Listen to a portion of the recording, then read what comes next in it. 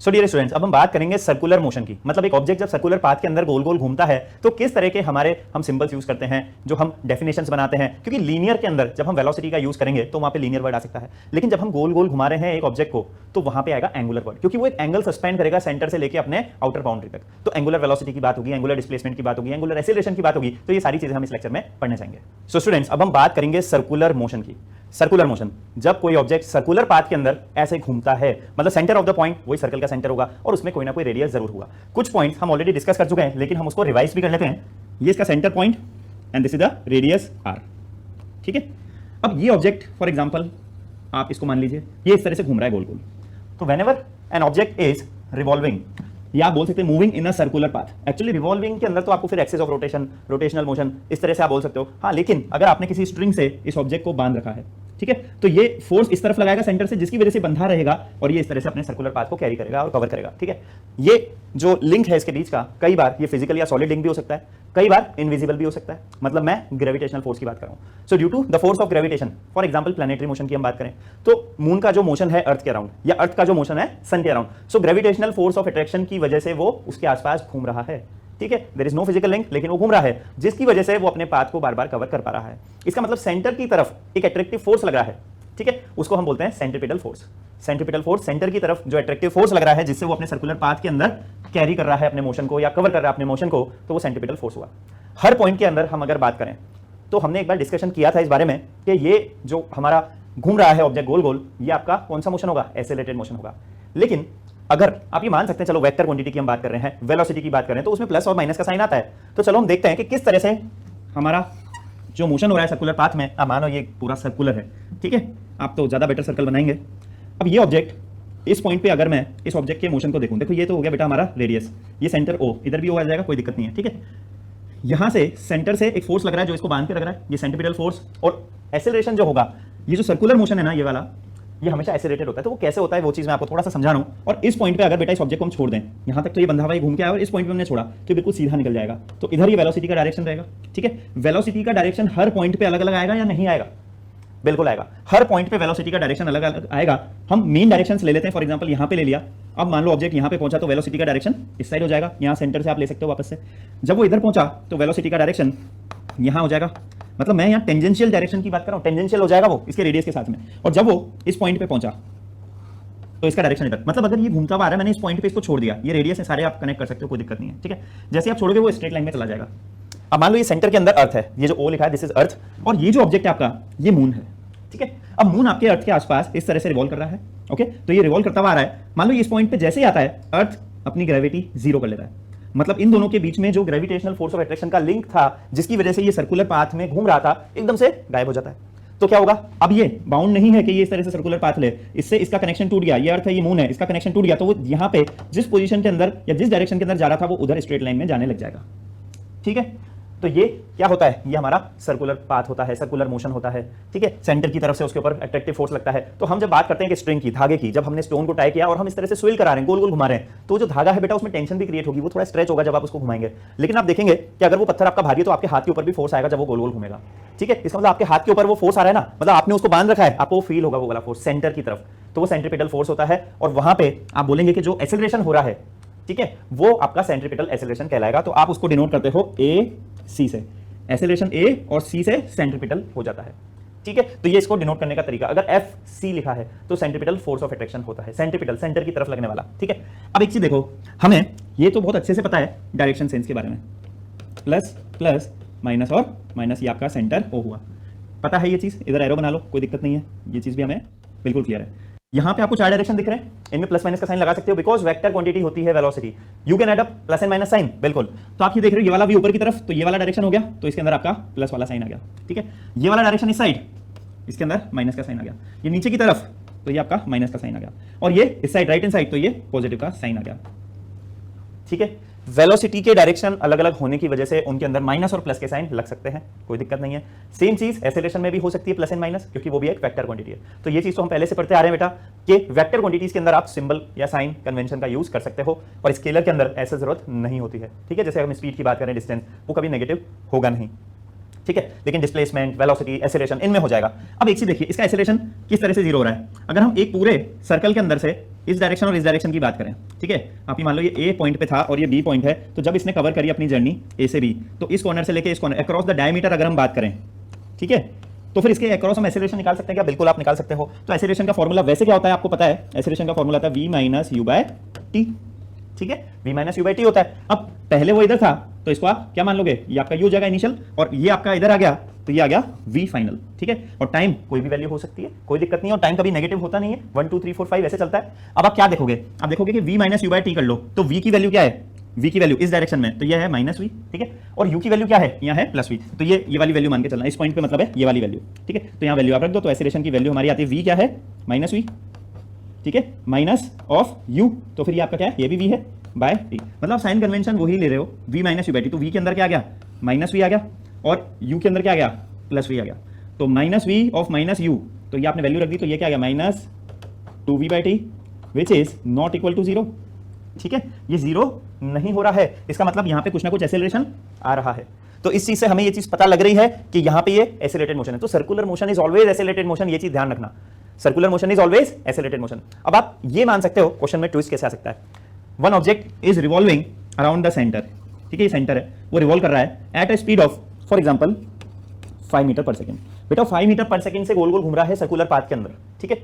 अब मैग्नीट्यूड उसका क्या हो गया? कांस्टेंट हो गया मैग्नीट्यूड, लेकिन उसका डायरेक्शन कांस्टेंट कर सकते हो क्या? नहीं कर सकते बेटा, क्योंकि वो स्ट्रेट लाइन में थोड़ी जा रहा है, वो तो कर्व पाथ है, ठीक है, वो सर्कुलर पाथ के अंदर घूम रहा है। तो 5 मीटर पर सेकंड से ये घूम रहा है आपका गोल गोल, लेकिन जब आप इधर देखोगे तो इधर तो 5 है और इस साइड डायरेक्शन नीचे की तरफ है, तो -5 हो जाएगा, मतलब वो नॉन जीरो वैल्यू हमारी आने वाली, क्योंकि यहाँ क्या आ जाएगा? -2 इंटू वी मतलब 5, तो -10 डिवाइड बाय कुछ भी कर लो, 1 2 3 4 5, वो वैल्यू आपकी नेगेटिव में आ रही है, लेकिन जीरो तो नहीं है, ठीक है। आप उल्टा भी कर सकते हो, कोई दिक्कत नहीं मुझको, आप v इसको बना लो, u इसको बना लो, तब भी आपकी नॉन जीरो वैल्यू ही आने वाली है। मतलब इस चीज से क्या प्रूव होता है कि एक्सेलरेशन जो होता है सर्कुलर पाथ का, वो नॉट इक्वल टू 0 होता है, मतलब circular motion is always accelerated motion. तो आप यहां पे कंक्लूड करोगे, यहां पे लिखोगे कि सर्कुलर मोशन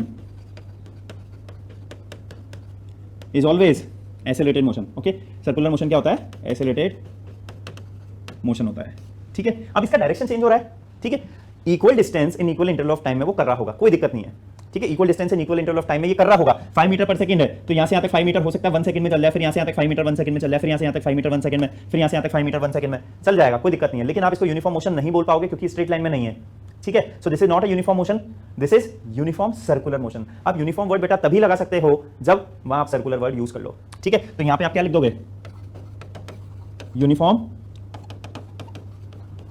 सर्कुलर मोशन। अब आप बोल सकते हो यूनिफॉर्म सर्कुलर मोशन है, लेकिन ओवरऑल ये मोशन क्या है? नॉन यूनिफॉर्म मोशन, और ये आपका एक्सेलरेटेड मोशन भी होगा। ये तीनों चीजें आप इस तरह के मोशन में ये वाला वर्ड यूज कर सकते हो। इस वजह से लिख के बताई है ये बातें, क्योंकि कहीं आपको क्वेश्चन आ जाए, ठीक है, तो आपको समझ में आना चाहिए कि हाँ ये तीनों तरह के मोशन एक ही होते हैं, ठीक है। ये तीनों तरह के मोशन एक ही तरह के मोशन को कहा जाता है जब उसकी स्पीड कांस्टेंट हो, मतलब मैग्नीट्यूड कांस्टेंट हो, लेकिन डायरेक्शन अलग हो, तो ये तीनों वर्ड आप बोल सकते हो। लेकिन ओवरऑल वो नॉन यूनिफॉर्म मोशन ही रहेगा, क्योंकि उसका डायरेक्शन हर पॉइंट पे चेंज हो रहा है। अब यहां पे आ जाएं आप, ये सेंटर है इसका, ये ऑब्जेक्ट यहां था, थोड़ी देर में बेटा ये ऑब्जेक्ट यहां आ जाता है, ठीक है। अब यहां से लेके यहां तक आने का जो डिस्टेंस है, आप मान लो वो L है, तो इस L को क्या बोलेंगे? मैथ्स ज्योमेट्री याद करना, इसको बोलते हैं बेटा आर्क, ARC आर्क, ठीक है। अब यहां पे कुछ एंगल बनेगा आपका, इसको बोलेंगे थीटा, ठीक है। ये L है, ये R है, ठीक है, ये रेडियस है, और ये theta is the angle which is suspended. ये जब ऑब्जेक्ट यहां से लेके यहां तक चला गया, इस प्लेन के अंदर जो एंगल बन रहा है हमारा, ये एंगल ऑफ सस्पेंशन, ये थीटा से डिनोट किया जाता है। Theta is nothing just angle, ठीक है। तो इसको क्या बोलोगे? यहां पे लिख लो एंगुलर डिस्प्लेसमेंट, एंगुलर डिस्प्लेसमेंट। तो एंगुलर डिस्प्लेसमेंट क्या है? ये थीटा। अब इसको कैसे लिखोगे? मान लो 30 डिग्री का एंगल है, तो आप लिखोगे angular displacement theta equal to 30 degree, बिल्कुल। लेकिन इसका एक यूनिट होगा, तो उस यूनिट की भी हम अगर बात करें तो angular displacement denoted by theta, और उसका जो यूनिट होता है बेटा वो होता है रेडियन, ठीक है। और रेडियन को आप RAD लिख सकते हो। सो थीटा का यूनिट है ये चीज याद रखना, थीटा का जो यूनिट है वो होता है रेडियन। तो आप इसको कैसे लिखोगे? 30 रेडियन है, ठीक है। जो एंगुलर डिस्प्लेसमेंट है वो 30 रेडियन है, इस तरह से आप बोलोगे। अब इसका फॉर्मूला भी होगा, यूनिट है तो, ठीक है। तो इसका एक फॉर्मूला बनता है, वो भी बता देते हैं आपको। सो एंगुलर डिस्प्लेसमेंट थीटा, अब आप देख रहे हो थीटा है और ये एंगल यहाँ आर्क से सस्पेंडेड है और ये रेडियस है, ये भी रेडियस है, तो इसका फॉर्मूला हमारा बन जाता है L/R, मतलब आर्क अपॉन रेडियस। ये फॉर्मूला हमको बेटा याद होना चाहिए। Theta is equals to L/R, मतलब आर्क अपॉन रेडियस, ठीक है। और इन दोनों का जो कट होके यूनिट आ रहा है थीटा, वो क्या आ जाएगा? रेडियन आ जाएगा, ठीक है। तो ये फॉर्मूला हमको याद होना चाहिए। इस तरह से हम सर्कुलर मोशन की बात करते हैं। तो ये वैल्यूज आपको पता होनी चाहिए, इसको बनाना है आपको अच्छी अच्छी राइटिंग में डायग्राम को। आगे बढ़ते हैं, इसकी डेफिनेशन देख लेते हैं बेसिक और चीजों को समझते हैं और क्या एडिशन है इसके अंदर। So when a particle moves along a circular path it's motion is called circular motion. बहुत सिंपल सी डेफिनेशन है। जब कोई पार्टिकल हुआ, बॉडी हुआ, ऑब्जेक्ट हुआ, सर्कुलर पाथ के अंदर वो मूव कर रहा है तो हम उसको बोलेंगे सर्कुलर मोशन। एंगुलर डिस्प्लेसमेंट के बारे में अभी आपको बताया था, उसकी डेफिनेशन देख लो। सो एंगुलर डिस्प्लेसमेंट, और ये थीटा का बेटा सिंबल है, ठीक है। अगर इसको यूं बनाना चाहो तो ऐसे भी बन जाता है, कोई दिक्कत नहीं है। ये तो कंप्यूटर से टाइप्ड है इसलिए ऐसा लग रहा है, बाकी जब आप एक दो बार हाथ से बनाओगे तब वो इस तरह से बन जाएगा, ठीक है। So the angle described by particle moving along a circular path is called angular displacement. This definition we have to remember. वो एंगल जो बनाया जा रहा है पार्टिकल से जब वो सर्कुलर पाथ के अंदर मूव कर रहा है उसको हम बोलते हैं एंगुलर डिस्प्लेसमेंट। तो आप यहाँ पे देखो, एक ऑब्जेक्ट ए पॉइंट से लेके बी पॉइंट पे आ जाता है, तो ए से लेके बी पे जाने के अंदर देखो, यहां से यहां तक आने के अंदर इसने कितना डिग्री एंगल या कितना एंगल बनाया, ये थीटा एंगल बनाया। तो इन दोनों के बीच का एंगल कितना निकला, थीटा। इसको क्या बोलोगे, एंगुलर डिस्प्लेसमेंट थीटा, ठीक है। वो सर्कुलर पाथ में घूम रहा है, ए से बी पॉइंट पे आया, तो थीटा की वैल्यू क्या है हमारी, वही वाली, ठीक है, एल बाय आर आती है। तो वो फॉर्मूला आप यहाँ पे भी लिख लेना, ये theta is equals to l by r, और उसका यूनिट आपको बता ही दिया, रेडियन होता है, ठीक है। अब एक चीज समझो, हमने जब सिंपल डिस्प्लेसमेंट समझा था उसका यूनिट क्या था, मीटर में था ऐसा यूनिट। यहां इसका यूनिट क्या है, रेडियन है, ठीक है। तो डिस्प्लेसमेंट में वहां सिंपल वाले में मीटर था। हम जब वेलोसिटी पढ़ते थे तो उसमें क्या था, डिस्प्लेसमेंट अपॉन टाइम, ठीक है। मैं आपको थोड़ा सा समझाता हूं। जब हम वेलोसिटी पढ़ते थे, ठीक है, तो वो था डिस्प्लेसमेंट अपॉन टाइम। ये चीज तो पता है, वेलोसिटी डिस्प्लेसमेंट अपॉन टाइम, और स्पीड था distance upon time. Okay, well and good, no issues. अगर यहां पे एंगुलर वर्ड लग जाए वेलोसिटी के आगे, तो यहां एंगुलर है तो डिस्प्लेसमेंट भी क्या हो जाएगा, एंगुलर डिस्प्लेसमेंट हो जाएगा, जो हम ऑलरेडी देख चुके हैं, ठीक है। ये पूरा सर्कुलर पाथ है इसलिए एंगुलर वर्ड आपको यूज करना पड़ेगा। सो हम यहां पे अगर एंगुलर वेलोसिटी की बात करेंगे तो यहां पे एंगुलर डिस्प्लेसमेंट अपॉन टाइम की बात आ जाएगी, ठीक है। अब हमने जब डिस्प्लेसमेंट या एंगुलर डिस्प्लेसमेंट को थीटा से रिप्रेजेंट किया है, ठीक है, थीटा वर्ड से रिप्रेजेंट किया है एंगुलर डिस्प्लेसमेंट को, वहां पे हम एस से डिनोट करते थे, ठीक है। इस कंपैरिजन माइंड में चलते रहना चाहिए।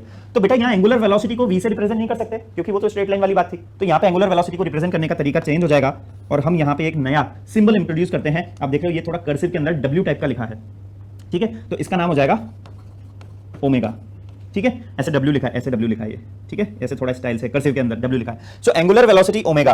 तो अब फॉर्मूला क्या बनने वाला है एंगुलर वेलोसिटी का, angular velocity is equal to angular displacement upon time, ठीक है। तो यहां पे हमारा क्या आ जाएगा, angular velocity omega is equal to, ये तो इधर का पार्ट है, इससे कंफ्यूज नहीं होना, ठीक है, ये इधर लिखा था, ये क्या हो जाएगा, थीटा बाय टी।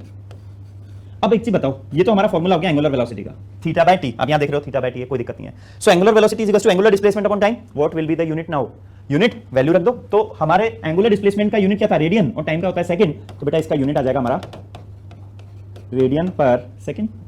तो बेटा ये हमारे एंगुलर वेलोसिटी का यूनिट होता है। नॉर्मल वेलोसिटी में होता है मीटर पर सेकंड, यहां हो जाएगा रेडियन पर सेकंड, क्योंकि यहां पे एंगुलर डिस्प्लेसमेंट अपॉन टाइम की बात चल रही है और एंगुलर डिस्प्लेसमेंट का यूनिट होता है रेडियन। ऐसे लिंक अप करके रखना चीजों को, ठीक है। बिल्कुल पैरेलल में वही चीज चल रही है जो स्ट्रेट लाइन में चलती थी, बस यहां सर्कुलर पाथ हो गया तो कुछ चीजें बदल गई, ठीक है। So the rate of change of angular displacement is called angular velocity. Rate of change of angular displacement, rate of change का मतलब होता है डिवाइड बाय टाइम, ठीक है। तो ये रेट ऑफ चेंज, जैसे ये वर्ड आ जाए तो रेट ऑफ चेंज का मतलब होता है डिवाइड बाय टाइम। तो किसका है रेट ऑफ चेंज, कौन है divided by time, angular displacement, ठीक है। Is called angular velocity. So formula for omega is omega is equals to theta by T. ऐसा यूनिट ऑफ ओमेगा रेडियन पर second, और रेडियन सेकंड इनवर्स मतलब वही बात है, रेडियन पर सेकंड होता है। यहां पे आपको डायग्राम में क्या दिख रहा है, यहाँ पे इस पॉइंट पे, इस पॉइंट पे, इस पॉइंट पे, इस पॉइंट पे सिर्फ मैग्नीट्यूड की बात करिए, डायरेक्शन की बात नहीं करी, इस वजह से माइनस प्लस का यूज नहीं करा। लेकिन वी नो वेरी वेल कि ये प्लस है, ये माइनस है, ये माइनस है और ये प्लस है, ठीक है। ये चीज आपको ऑलरेडी बता दी। ये जो थीटा है हमारा, ये आपका एंगुलर डिस्प्लेसमेंट है, और ये जो ओमेगा यहाँ पे बन रहा है, ये वाला, ये ओमेगा, तो ये क्या है हमारा, ये एंगुलर वेलोसिटी। किस एंगुलर वेलोसिटी से ये घूम रहा है, ये ओमेगा भी इसी का पार्ट बन जाता है, ठीक है। और ये चीज आपको ऑलरेडी बता दी, ए से लेके बी तक का एल होता है मतलब आर, और ये ओ से लेके ए तक हमारा क्या हो जाएगा, रेडियस हो जाएगा। ओ से लेके बी भी रेडियस ही होगा ऑफ कोर्स, और अगर यहां से लेके यहां खींचेंगे तो ये भी रेडियस, रेडियस तो हमारा पूरा सर्कमफेरेंस तक जाएगा ही सही, ठीक है।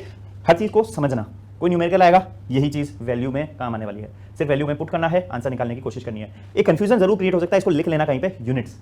अगर मान लो कोई नीडल घूम रही है क्लॉक की, ठीक है, उसने आर एंड कर दिया, मिनट कर दिया, सेकंड कर दिया, आपको ऐसा यूनिट में निकालना है। तो यहाँ पे आप देख रहे हो क्या है, रेडियन पर सेकंड। तो रेडियन पर सेकंड के अंदर ही एंगुलर वेलोसिटी निकालनी है बेटा आपको। वहां अगर पर मिनट लिखा है तो आप कन्वर्ट करना पहले सेकंड में, इस पॉइंट को लिख लो कहीं पे, अभी मैं बोल रहा हूं, हो सकता है उस टाइम आपको याद नहीं रहे कि यहाँ पे लिखा है पर सेकंड, रेडियन पर सेकंड, ठीक है। अब उसने बात करी पर मिनट की, तो you have to convert it into second. उसने बात करी आर की, you have to convert it into minute and then into second again, ठीक है। तो 60 × 60 वाला जो कॉन्सेप्ट है वो आपको लगाना पड़ेगा। आपको ये चीज पता होनी चाहिए कि 1 आवर में कितने मिनट होते हैं, 1 आवर में कितने सेकंड होते हैं, ठीक है। ये सारी चीजें आपको पता होनी चाहिए, तब जाके आप बिल्कुल सही कर पाओगे। अगर मान लो मिनट में दे रखा और आपने आंसर निकाल लिया, और ऑप्शन में भी मैच करके आप टिक कर रहे हैं, लेकिन आपका आंसर तो मिनट के वैल्यू में आएगा ना बेटा, अगर मिनट में लिखा है तो पर मिनट, ठीक है, then you have to convert it into second. तो उस टाइम पता है क्वेश्चन ऐसे बनाए जाते हैं कि आप जो आंसर निकाल रहे हैं बिना कन्वर्जन के वो ऑप्शन से मैच करा दिए जाएं, मतलब वो हो जाएंगे आपके मैच, जान करके कंफ्यूजन क्रिएट किया जाएगा और आपको क्या लगेगा, हाँ आंसर सही आ गया, लेकिन आंसर सही नहीं है क्योंकि आपने उसको कन्वर्ट तो किया ही नहीं ऐसा यूनिट के अंदर। तो ये चीज का बहुत ध्यान रखें, you have to convert the things into SI unit. And second thing, ये तो प्राइमरी हो गया, सेकंड है ऑप्शन के यूनिट्स देख के भी कई बार हम फाइंड आउट कर सकते हैं कि हमें कन्वर्ट करना किसमें। अब मान लो पर मिनट के अंदर तो क्वेश्चन में दे रखा है और पर आवर के अंदर ऑप्शन में दे रखा है, चार ऑप्शन पर आवर वाले हैं, तो इसका मतलब आपको मिनट को आवर में कन्वर्ट करके यूज करना है, ठीक है। तो डिपेंड ऑन द आंसर और the option you have to make a necessary conversion. इतनी स्मार्टनेस हम लोगों को लेके आनी है कि ऑप्शन देख के हमें समझ में आ जाए हमें करना क्या है, ठीक है। तो क्वेश्चन को उस हिसाब से पढ़ा करो, इसने कहा क्या दे रखा है और कहां ये हमको फंसाना चाहता है, ठीक है। क्या इसने सेकंड में दे रखा है तो फिर आंसर भी सेकंड में, टेंशन फ्री होकर सॉल्व करो। मिनट के अंदर दे रखा है, आंसर सेकंड में, ट्रिक लगानी है, कन्वर्ट करना है, फिर आगे बढ़ना है, ठीक है। तो ये सारी चीजें हमको साइड बाय साइड समझनी पड़ेगी, क्योंकि मुझे पता है फॉर्मूला लग जाएगा, आंसर आप लोग निकाल लोगे, लेकिन कहीं अटकोगे, वो है यूनिट कन्वर्जन। तो इसका बहुत अच्छे से ध्यान रखना है। सो डियर स्टूडेंट्स, अब हम बात करेंगे